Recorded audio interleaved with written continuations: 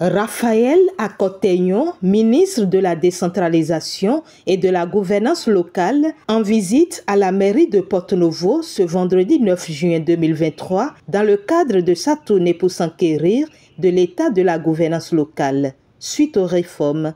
Reçus par le maire Charlemagne Yankoti et la préfète de l'Ouémé Dr Maria Akotrosu, ils ont eu un tête-à-tête et s'en est suivi une séance avec toute l'équipe du conseil et de l'administration municipale. Nous avons déjà entrepris cette tournée dans plusieurs départements et aujourd'hui c'est le tour du département de l'Ouémé. C'est pour voir comment cela se passe ici, comment cela se passe entre les élus, entre vous d'abord les élus, et entre vous et les techniques mises à votre disposition, comment cela se passe entre vous et la tutelle. Et s'il y avait des préoccupations, je peux dire, liées à la réforme, au code, par rapport, disons, à votre statut en tant qu'élu. Vous êtes une équipe d'élus et de techniques. Et vous devez, avec cet attelage, conduire à l'optimum de l'exploitation des potentialités de la ville de Porto-Novo.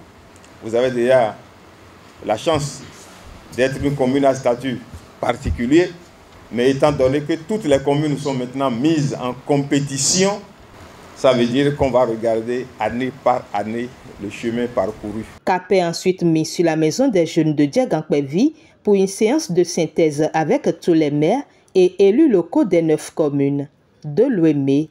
À l'entame, le maire de Porto-Novo et la préfète expriment le mot de bienvenue. Cette rencontre de prise de contact avec les acteurs de la décentralisation que nous sommes aura certainement pour objectif d'apprécier l'état de gouvernance de nos communes, mais également la relation tutelle-commune dans le département de l'Ouémé. Cette tournée se justifie aussi à l'aune des réformes dans le secteur de la décentralisation, réformes qui suscitent beaucoup d'interrogations et qui méritent qu'on y apporte un regard bienveillant. Monsieur le ministre, je reste persuadé que vous aurez les réponses nécessaires aux préoccupations des uns et des autres et je m'en voudrais de finir mes propos liminaires sans porter la voix de mes pairs pour vous demander de bien vouloir transmettre au chef de l'État, le président de la République, toute la gratitude de nos paisibles populations pour ces efforts inlassables en ce qui concerne les différents projets structurants qui impactent agréablement la vie de nos populations.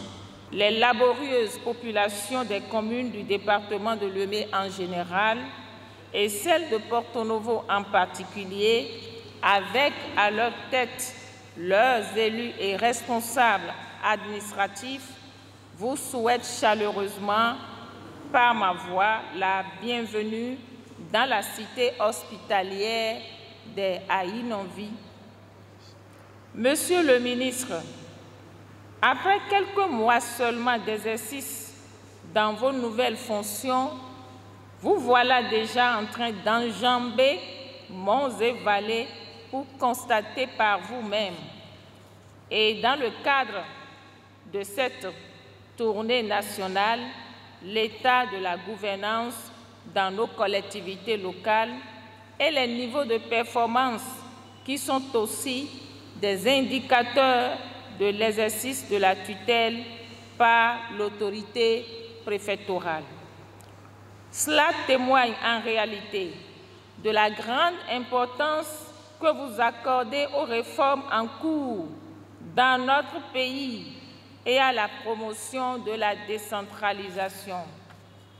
Permettez-moi en l'occurrence de vous exprimer ainsi qu'à votre équipe ministérielle ma profonde gratitude pour le travail inlassable que vous accomplissez afin de renforcer les performances des collectivités locales et de promouvoir un développement équilibré et durable à travers tout notre pays. Et au tour du ministre de procéder à l'ouverture des travaux de synthèse. Cette séance de synthèse se tient dans cette admirable cité des Aïnonvi, par suite des visites effectuées respectivement dans les communes de Bonou et de Porto-Novo. Vous nous excuserez que sur 9 communes, nous n'avons pu visiter que 2. C'est peut-être peu, mais il fallait prendre un échantillon pour pouvoir juger. J'espère que l'occasion se présentera pour que d'autres communes reçoivent également notre visite. Nous avons visité Bonou et Porto-Novo, je le disais, au fin de nous rendre compte et de nous rendre à l'évidence de leur état de gestion et d'avoir à travers elles, à travers ces 2 communes, une idée globale des principaux défis auxquels font face les communes. C'est aussi pour nous l'occasion d'apprécier objectivement les conditions de travail ainsi que la qualité des services publics offerts aux citoyens jusqu'au niveau infracommunal. Mesdames et messieurs, vous convenez avec moi que l'État, à double titre, a une obligation de regard sur l'administration des affaires publiques au niveau local. Il est donc utile que de temps à autre, malgré l'exercice permanent de la tutelle par Madame la Préfète, qu'en tant que ministre en charge de l'administration territoriale, je puisse venir m'imprégner du fonctionnement des communes aux fins des ajustements qui s'imposeraient.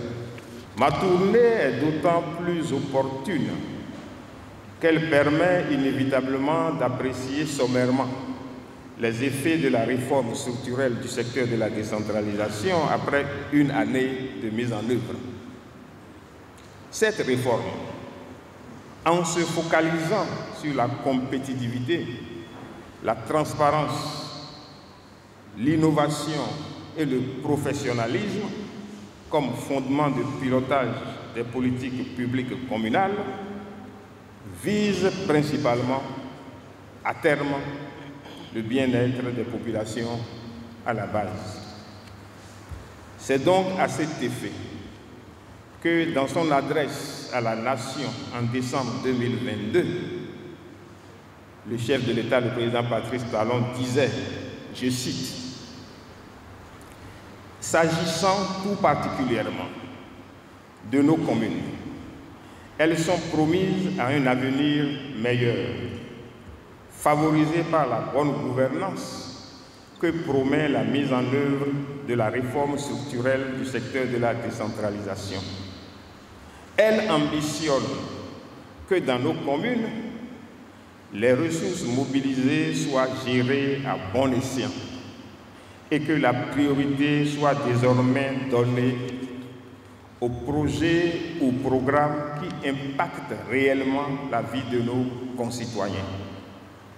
Dans ces conditions, chaque commune devra se considérer désormais en compétition avec les autres et s'employer à faire en sorte que la dynamique de développement observée au niveau national se manifeste aussi sur son territoire. » Fin de citation.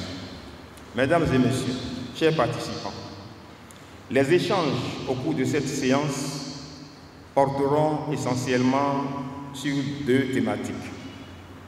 Premièrement, les performances des collectivités territoriales décentralisées et l'état de leurs relations avec la tutelle dans le contexte de la réforme. Et deuxièmement, la promotion des mesures de mitigation des risques d'attaques terroristes, notamment les systèmes d'alerte précoce et la coproduction de la sécurité. Mesdames et messieurs, je suis persuadé qu'au regard des points inscrits à l'ordre du jour, nos diverses interventions nous permettront d'atteindre indubitablement les résultats escomptés.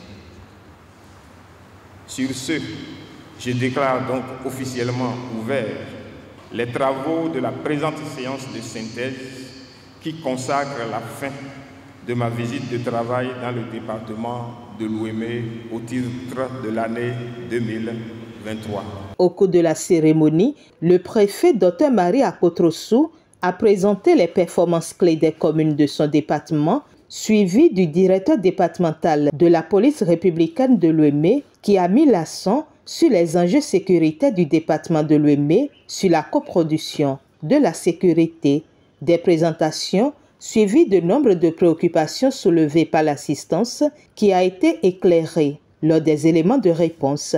Et en clôturant la séance, le ministre Raphaël Akoteyon les a rassurés de ce que leurs inquiétudes seront prises en compte. Préoccupations soulevées et que les services concernés, en liaison avec les élus et avec l'aide de la tutelle et des services techniques, les responsables techniques, nous allons nous y pencher pour apporter solution à toutes ces préoccupations-là. Je voudrais saluer tout le monde pour sa disponibilité.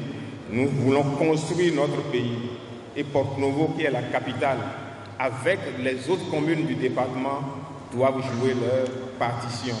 Je ne souhaiterais pas qu'à l'heure du bilan, quand on va regarder le chemin parcouru, peut-être après 3 ans, 5 ans de mise en œuvre de cette réforme, que les communes du département de l'Ouémé ne soient pas, disons, en tête de peloton. Je souhaite que vraiment vous soyez en tête de peloton. Et je sais qu'ensemble, on peut le faire. Et c'est sur ces mots que la délégation ministérielle a pris congé de ses hôtes.